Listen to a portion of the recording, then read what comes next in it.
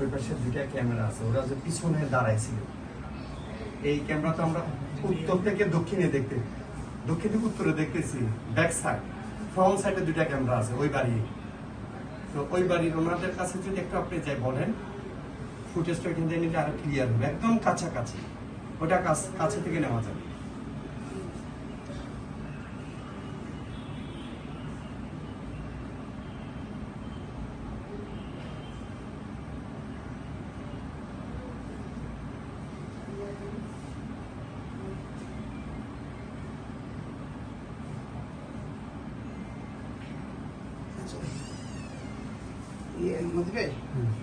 আলমী ভাই মানে ইয়েতে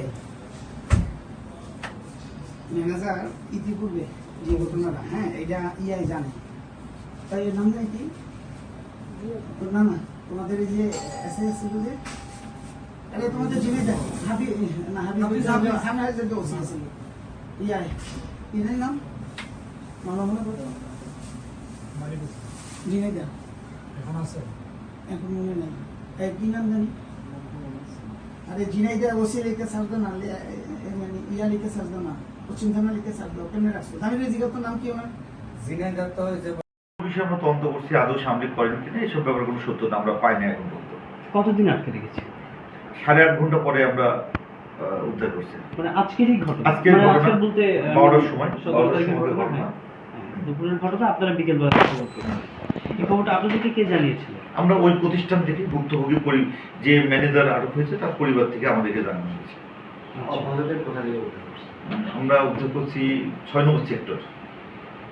আর এই বলা হচ্ছে যে সমন্বয়ক পরিচয় দিয়েছিল, এরকম কোনো বিষয় কি আছে? সে এরকম পরিচয় দিয়েছিল যে আমরা সমন্বয়ক, যদি আমাদের সাথে কথা না হয় তাহলে আমরা সেনাবাহিনী পুলিশ দিয়ে আপনাদেরকে আটক করা হবে, এই ধরনের কথাও তাদেরকে বলা হয়েছিল বলে অভিযোগ করছেন।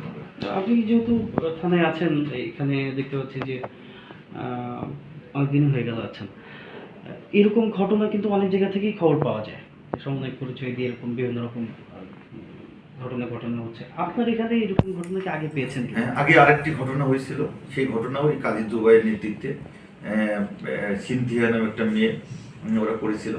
সেই গ্রুপেরই কয়েকজন সদস্য আজকের ঘটনায় জড়িত। একই এখন ওদের বিরুদ্ধে মামলা কি ওই যারা ভুক্তভোগী তারা মামলা করছে নাকি আপনারা কোনো?